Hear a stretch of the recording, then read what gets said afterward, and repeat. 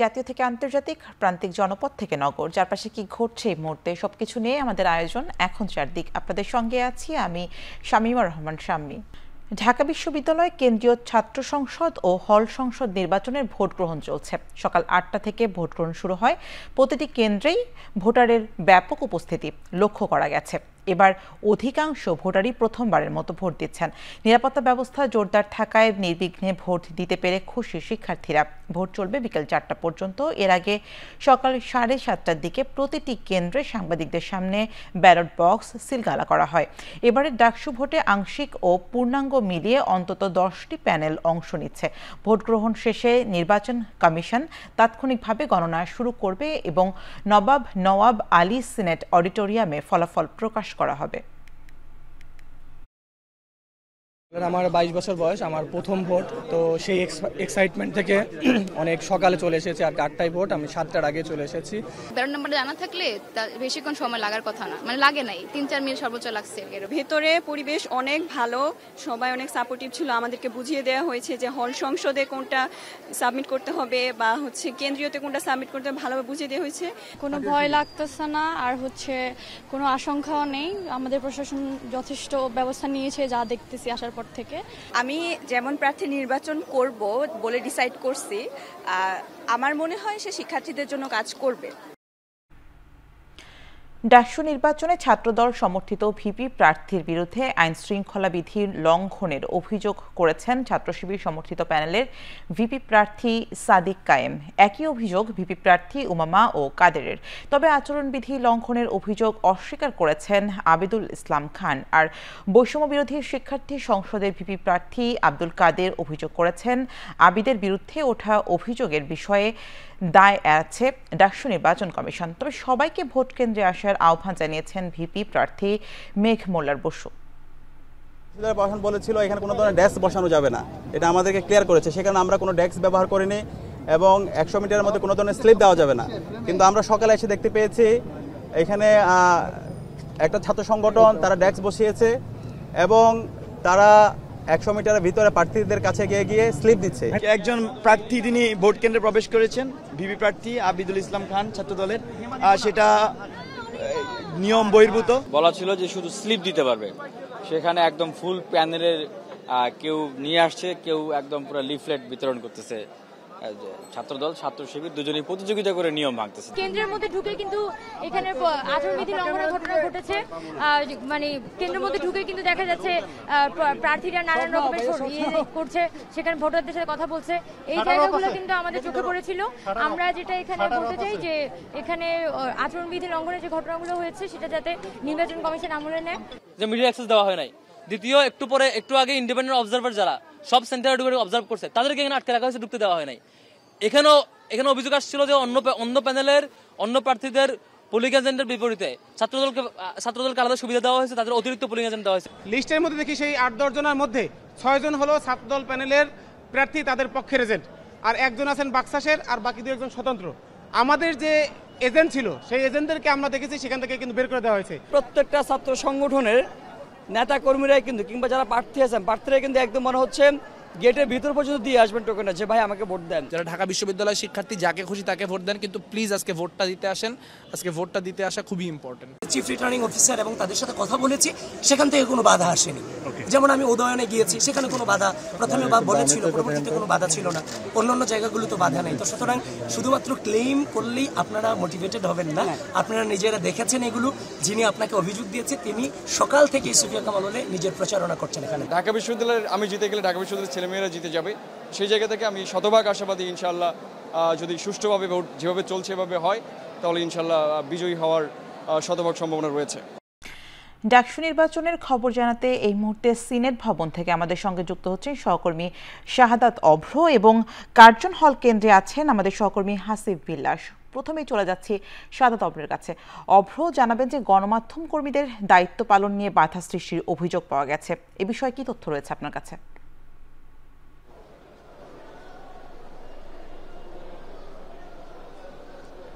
মুহূর্তে আমি আছি ঠিক সিনেট ভবনে, যেখানে কিনা হচ্ছে ভোট কেন্দ্র। সিনেট ভবনের ভোট কেন্দ্রের ভিতরে কিন্তু হচ্ছে এই মুহূর্তে ভোট সংগ্রহ চলছে। ইতিমধ্যেই কিন্তু জানানো হয়েছে 1200-এরও বেশি কিন্তু ভোট সংগ্রহ হয়ে গেছে।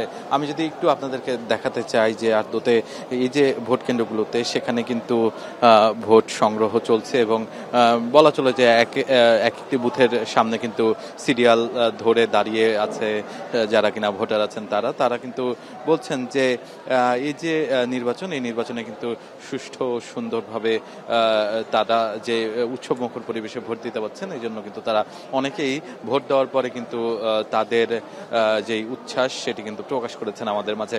এছাড়াও কিন্তু তারা বলছেন যে এই যে লম্বা সময় প্রায় 6 বছর পর এই যে ডাকসু নির্বাচন হচ্ছে, সেই ডাকসু নির্বাচনের কিন্তু তারা অনেকেই প্রথমবারের মতো ভোটার। সেই প্রথমবারের মতো ভোট দিয়ে তারা প্রত্যেকেই তাদের অভিব্যক্তি আমাদের কাছে জানান দিয়েছে এবং সেই ক্ষেত্রে কিন্তু হচ্ছে আমরা এই যে এই ভোট কেন্দ্রে কিন্তু হচ্ছে বিজয় 71 হলের সবাইকে হচ্ছে ভোট দিতে দেখছি এবং পাশে কিন্তু সিনেট ভবনের পাশেই আরো কিছু বুথ আছে, সেখানে কিন্তু হচ্ছে মহসিন হলের যে ভোটাররা আছে তারাও ভোট দিচ্ছেন এবং পাশাপাশি এর ঠিক নিচতলায় আরো একটি ভোট কেন্দ্র আছে, সেখানেও কিন্তু হচ্ছে ভোট দিচ্ছেন স্যার এফআর রহমান যে হলটি আছে সেই হলের ভোটাররা। সবকিছু মিলিয়ে কিন্তু এখন সুষ্ঠুভাবে ভোট হচ্ছে এমনটাই কিন্তু দাবি করছে যারা রিটার্নিং কর্মকর্তা আছে তারা, এবং রিটার্নিং কর্মকর্তারা বলছে যে কোনো মূল্যেই হোক সুষ্ঠু এবং সুন্দর একটি ভোট তারা করতে চান। এবং আপনাকে আরো একটি বিষয় তথ্য জানিয়ে রাখতে চাই যে ইতিমধ্যেই কিন্তু বেশ সকাল থেকে 7টার পর থেকে কিন্তু হচ্ছে আমরা শিক্ষার্থীদের আসতে দেখেছি, ভোটারদের আসতে দেখেছি। এই যে বড় একটা অংশ কিন্তু ভোট ইতিমধ্যেই পড়ে গেছে, সেই জন্য কিন্তু হচ্ছে ধরাই যায় যে বিকালের আগে মানে 4টার আগেই ভোট গ্রহণ শেষ হয়ে যাবে, এমনটা কিন্তু আশা প্রকাশ করেছে রিটার্নিং কর্মকর্তারা।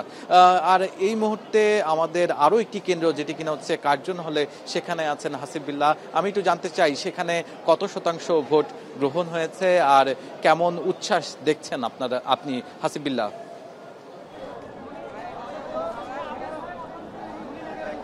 অভ্র, উচ্ছ্বাসের তো কমতি নেই কোনোভাবে। আপনি যেমনটি দেখাচ্ছিলেন ঠিক একইভাবে এই কার্জন হলের চিত্র তেমনই।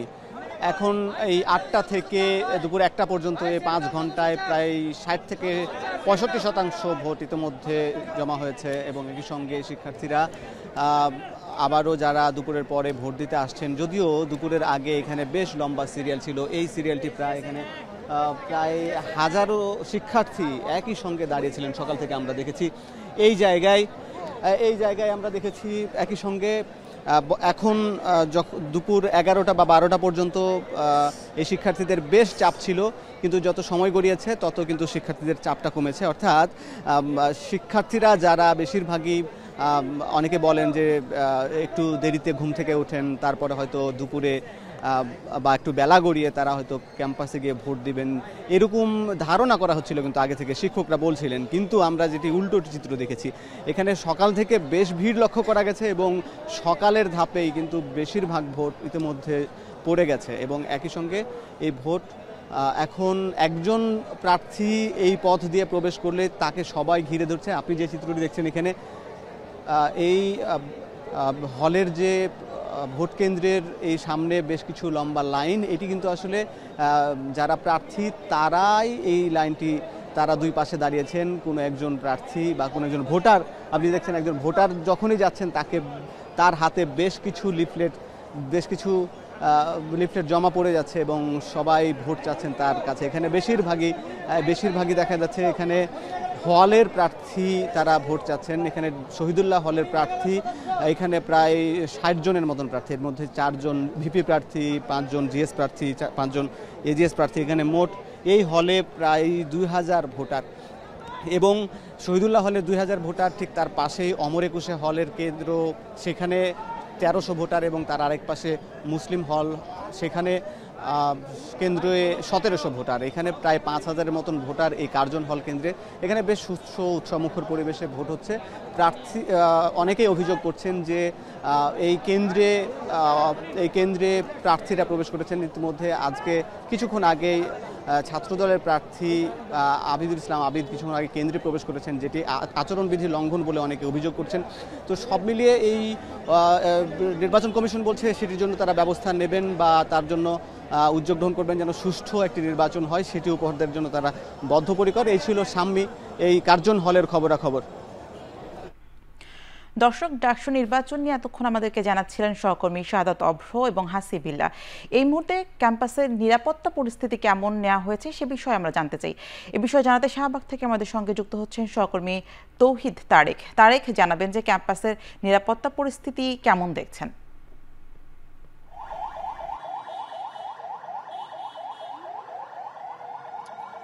স্বামী, এখন পর্যন্ত আমি যদি এক কথায় বলি, ক্যাম্পাসের আমরা যে প্রবেশ পথে আছে আপনারা দেখতে পাচ্ছেন যে আমরা শাহবাগ মোড়ে ক্যাম্পাসের যে প্রবেশ পথটি রয়েছে সেই প্রবেশ পথের সামনেই আছি। এখন পর্যন্ত এখানে কোনো অনাকাঙ্ক্ষিত পরিবেশ কিংবা কোনো বিশৃঙ্খল পরিবেশ কিন্তু আমরা দেখতে পারিনি। তবে বেলা বাড়ার সাথে সাথে আমরা দেখেছি যে এখানে ভোটার এবং এই বিশ্ববিদ্যালয়ের যারা শিক্ষক এবং অন্যান্য যে সদস্যরা রয়েছেন তাদের প্রবেশের পাশাপাশি কিন্তু ডাকসুকে কেন্দ্র করে এখানে উৎসুক জনতার একটা ছোটখাটো ভিড় কিন্তু আমরা দেখছি এবং একই সাথে বিভিন্ন গণমাধ্যমের সাংবাদিকরাও এখানে ভিড় করছেন এবং এখানকার যে নিরাপত্তা পরিস্থিতি সেটি তারা পর্যবেক্ষণ করছেন, কথা বলছেন। আমরা একদম সকাল থেকেই কিন্তু এখানে নিরাপত্তা পরিস্থিতি দেখে আসছি। সেক্ষেত্রে বলা যেতে পারে যে এই ডাকসু নির্বাচন এবং ভোট গ্রহণকে কেন্দ্র করে ইউনিভার্সিটির যে প্রক্টোরিয়াল টিম রয়েছে সেই টিম এবং এর সাথে স্বেচ্ছাসেবক পুলিশ সদস্য এবং এখানে আমরা বিজিবির উপস্থিতিও কিন্তু আমরা দেখেছি এবং বাড়তি নিরাপত্তা ব্যবস্থা কিন্তু এখানে রাখা হয়েছে এবং প্রবেশের ক্ষেত্রে আপনারা দেখতে পাচ্ছেন যে তাদের জিজ্ঞেস করে এবং তাদের ভোটের যে আইডি এবং বিশ্ববিদ্যালয়ের যে আইডি কার্ড সেই আইডি কার্ড সূক্ষ্মভাবে ভালোভাবে চেক করে কিন্তু তাদেরকে ভিতরে ঢোকানো হচ্ছে এবং একই সাথে আমরা খেয়াল করেছি যে রিক্সা এবং সিএনজি মোটরসাইকেল যেগুলো রয়েছে সেগুলো কিন্তু কোনোভাবেই প্রবেশ করতে পারছেন না। এখান থেকে কিন্তু তাদেরকে নেমে হেঁটে বিশ্ববিদ্যালয়ে তাদের প্রবেশ করতে হচ্ছে। তবে ছোটখাটো কিছু ভোগান্তি কিন্তু আমরা দেখেছি, যেই চাকরিজীবী কিংবা রোগীরা এই রাস্তা দিয়ে আসলে চলাচল করেন তাদের কিন্তু কিছুটা আসলে বেগ পেতে হয়েছে, এখান থেকে ফিরে যেতে হয়েছে, সেই কারণেই কিন্তু তাদের কিছুটা অভিযোগ ছিল। তাছাড়া এখানকার যে পরিস্থিতি ডাকসু নির্বাচনকে কেন্দ্র করে সেই পরিস্থিতি কিন্তু আমরা বলতে পারি যে এখন পর্যন্ত কোনো অনাকাঙ্ক্ষিত ঘটনা কিংবা বিশৃঙ্খল পরিস্থিতি আমরা এখন পর্যন্ত ঘটতে দেখিনি। ইউনিভার্সিটির কর্তৃপক্ষ বলছে যে তারা একেবারে প্রস্তুত এই নির্বাচনটা তারা যাতে সুন্দরভাবে সুষ্ঠুভাবে করতে পারে সেই জন্য তারা প্রস্তুতি গ্রহণ করেছে পর্যাপ্ত। এই ছিল আমার কাছে সর্বশেষ। ডাকসু নির্বাচনকে কেন্দ্র করে ঢাকা বিশ্ববিদ্যালয়ে ক্যাম্পাসে যে নিরাপত্তা জোরদার করা হয়েছে সে বিষয়ে আমাদেরকে জানাচ্ছিলেন সহকর্মী তৌহিদ তারেক। এদিকে ভিপি প্রার্থী আবিদের বিরুদ্ধে মিথ্যা প্রচারণা চালানো হচ্ছে অভিযোগ করে ছাত্রদলের সাধারণ সম্পাদক নাসির উদ্দিন নাসির বলেছেন, আবিদের ভোট কেন্দ্রে প্রবেশ অবৈধ নয়, আর কেন্দ্রে ভোটারদের কৃত্রিম লাইন তৈরির অভিযোগ করেছেন ছাত্রদলের সভাপতি রাকিবুল ইসলাম রাকিব। ভোট কেন্দ্রে পর্যাপ্ত পোলিং এজেন্ট নেই বলেও অভিযোগ ছাত্রদল সভাপতির। প্যানেল থেকে আপনার বিশ্ববিদ্যালয় কর্তৃপক্ষ তারা চেয়েছিল যে পুলিং এজেন্ট 8 জন করে এক একজনের নিকট চেয়েছিল, তো আমরা সবাই জমা দেওয়া হয়েছে। কিন্তু এখন এসে লক্ষ্য করছি, গতকাল রাতে এটা আমাদেরকে জানানো হয়েছে যে প্রতি হলে একজন পুলিং এজেন্ট, মানে একটি প্যানেল থেকে। তো তার পক্ষে কিন্তু ভিপি জিএস এজিএস সবার সবকিছু লক্ষ্য রাখা একজনের পক্ষে সম্ভব না। প্রভিসি স্যারের বাংলোর পরে রয়েছে আমাদের ভোটটি, সুতরাং এটি কোনোভাবে এটি সত্য নয়, এটি অসত্য, মিথ্যা। এবং গণ অভ্যুত্থানের পূর্বে যারা ছাত্রলীগের রাজনীতি করেছে, গণ অভ্যুত্থানের সুযোগ নিয়ে যারা ছাত্র শিবিরের রাজনীতি করে তারা ভিপি প্রার্থী হয়েছে, তারাই শুধুমাত্র গুজব, মিথ্যা প্রোপাগান্ডা করছে। আমরা যদি মিথ্যা বলি তাহলে আপনারাই প্রমাণ করুন যে কত মিঠার মধ্যে রয়েছে। সুশৃঙ্খলভাবে নির্বাচন হচ্ছে, তেমন কোনো অনিয়ম চোখে পড়েনি বলে জানিয়েছেন ইউনিভার্সিটি টিচার্স লিংকের নির্বাচন পর্যবেক্ষক আতাউর রহমান বিশ্বাস। তবে কিছু কেন্দ্রে নিয়ম না মেনেই অনেকে প্রবেশের চেষ্টা করেছে উল্লেখ করে বিশ্ববিদ্যালয়ের প্রক্টোরিয়াল টিম তাদের বের করে দিয়েছে বলেও জানানো হয়। ডাকসু নির্বাচনের সর্বশেষ পরিস্থিতি নিয়ে ঢাকা বিশ্ববিদ্যালয়ের বটতলায় সংবাদ সম্মেলনে এসব কথা বলেন ইউটিএল এর নির্বাচন পর্যবেক্ষক দলের সদস্যরা। ব্যত্যয় তেমন কিছু নেই, তবে কিছু কিছু জায়গা আছে যারা নিয়ম বহির্ভূতভাবে কেন্দ্রে ঢুকে যাচ্ছে। কয়েকজনকে আমরা দেখলাম যে আমাদের প্রক্রিয়াল টিম এবং অন্য যারা আছেন তারা বের করে দিচ্ছে। এই যে পর্যবেক্ষক কার্ড, এগুলো কেউ দু একটা ভিন্ন ব্যবহার করে ঢুকে যাওয়ার চেষ্টা করছে। তারপরও আইন শৃঙ্খলা বাহিনী যারা আছে, বিশ্ববিদ্যালয়ের প্রক্রিয়াল টিম এবং অন্যান্যরা, তাদের মানে প্রচেষ্টা, তাদের এই নির্বাচনটাকে একদম খুব সুন্দরভাবে করার জন্য তাদের যে প্রচেষ্টা এবং তাদের যে ত্যাগ খুবই আশাব্যঞ্জক। জাহাঙ্গীরনগর বিশ্ববিদ্যালয়ের কেন্দ্রীয় ছাত্র সংসদ জাকসু নির্বাচনের প্রচারণার শেষ দিন আজ। প্রার্থীরা ভোটারদের কাছে যাচ্ছেন নানান প্রতিশ্রুতি। শেষ মুহূর্তের প্রচারণায় মুখর ক্যাম্পাস এলাকা। সকাল থেকে প্রচারণায় নামেন প্রার্থীরা, দল বেঁধে আবার কখনো একা নানান প্রতিশ্রুতিতে ভোট চাইছেন শিক্ষার্থীদের কাছে। দীর্ঘ ৩৩ বছর পর অনুষ্ঠিত হতে যাওয়া এই নির্বাচনকে অবাধ, নিরপেক্ষ ও নির্বিঘ্ন করতে বিশ্ববিদ্যালয় প্রশাসন ক্যাম্পাস এলাকায় নিরাপত্তা ব্যবস্থা জোরদার করেছে। ইতিমধ্যেই ভোট কেন্দ্রে স্থাপনের কাজও শুরু করেছেন নির্বাচন কমিশন। এদিকে প্রার্থিতা ফিরে পেতে কমিশনের আদেশ স্থগিত চেয়ে গতকাল হাইকোর্টে রিট করেছেন অমর্ত্য রায়। তার আবেদনের শুনানি হতে পারে আজ। এদিকে সকাল 9:30 থেকে জাকসু ও হল সংসদ নির্বাচনে অংশ নেওয়া সকল প্রার্থীদের ডোপ টেস্ট শুরু করেছে বিশ্ববিদ্যালয় মেডিকেল সেন্টারে। রাত 12টায় শেষ হবে এই প্রচারণা। ভোট গ্রহণ অনুষ্ঠিত হবে 11 সেপ্টেম্বর। সরকারের দেয়া আলটিমেটামের পর কাজে যোগ দিতে শুরু করেছেন পল্লী বিদ্যুতের কর্মকর্তা কর্মচারীরা। এরই মধ্যে ময়মনসিংহ পল্লী বিদ্যুৎ সমিতি 1-এর সব কর্মকর্তা কর্মচারী কাজে যোগ দিয়েছেন। একইভাবে ময়মনসিংহ পল্লী বিদ্যুৎ সমিতি 2-এর শতাধিক কর্মকর্তা কর্মচারী কাজে যোগ দিয়েছেন বলে জানিয়েছেন জেনারেল ম্যানেজার আকবর হোসেন। এদিকে চাকরি বৈষম্য দূরীকরণ ও হয়রানিমূলক পদক্ষেপ বন্ধ সহ 4 দফা দাবিতে সারা দেশে তৃতীয় দিনের মতো চলছে পল্লী বিদ্যুৎ কর্মকর্তা কর্মচারীদের গণছুটি কর্মসূচি। এতে বিঘ্নিত হচ্ছে গ্রাহক সেবা। এদিকে 4 কর্মকর্তাকে বহিষ্কারের প্রতিবাদে 5 দিন পার হলেও নেত্রকোনায় ফেরেনি পল্লী বিদ্যুৎ সমিতির কর্মকর্তা কর্মচারীরা। অব্যাহত রয়েছে গণছুটি, ব্যাহত হচ্ছে স্বাভাবিক কার্যক্রম। এছাড়া সাতক্ষীরায় চলছে পল্লী বিদ্যুৎ কর্মকর্তা কর্মচারীদের গণছুটি কার্যক্রম। এর আগে 24 ঘন্টার আলটিমেটাম দিয়ে কর্মকর্তা কর্মচারীদের কাছে ফেরার আহ্বান জানায় সংশ্লিষ্ট মন্ত্রণালয়। এরপর সকাল থেকে বিভিন্ন অঞ্চলে কাজে যোগ দিতে শুরু করেন অনেকেই।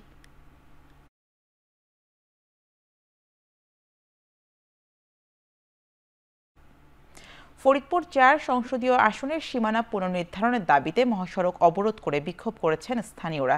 এতে বন্ধ হয়ে যায় ঢাকা, খুলনা ও ফরিদপুর বরিশাল রুটের যান চলাচল। দুর্ভোগে পড়েন সাধারণ যাত্রীরা।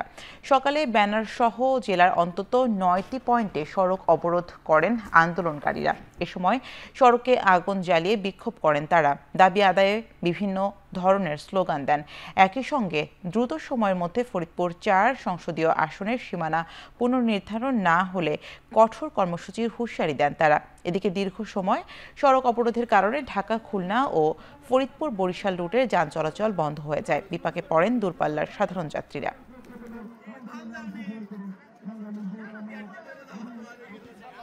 আজ থেকে শুরু হচ্ছে এশিয়া কাপ। সংযুক্ত আরব আমিরাতের 2 শহরে হবে এশিয়া মহাদেশের ক্রিকেটের বড় এই আসর। উদ্বোধনী ম্যাচে রাত 8:30টায় মাঠে নামবে আফগানিস্তান এবং হংকং। টি-20 ফরম্যাটে হতে যাওয়া এবারের আসরে 2টি গ্রুপে অংশ নিচ্ছে মোট 8 দেশ। এই গ্রুপে রয়েছে আসরের 2 হট ফেভারিট দল ভারত ও পাকিস্তান। তাদের সাথে ওমান ও আরব আমিরাত লড়বে এই গ্রুপে। গ্রুপ বিতে রয়েছে বাংলাদেশ, শ্রীলঙ্কা, আফগানিস্তান ও হংকং। 2026 সালের টি-20 বিশ্বকাপকে সামনে রেখে 20 ওভারে এবারের এশিয়া কাপ আয়োজনের সিদ্ধান্ত নিয়েছে এসিসি। আসরে বাংলাদেশের প্রথম ম্যাচ আগামী 11 তারিখ, প্রতিপক্ষ হংকং। শেষ করছি এখন চারদিকের আয়োজন। এখন টেলিভিশন ওয়েবসাইটে দেখতে ভিজিট করুন www.ekhon.tv, ফেসবুকে দেখতে ভিজিট করুন facebook.com/tv.ekhon এবং ইউটিউবে দেখতে ভিজিট করুন youtube.com/c/ekhon tv।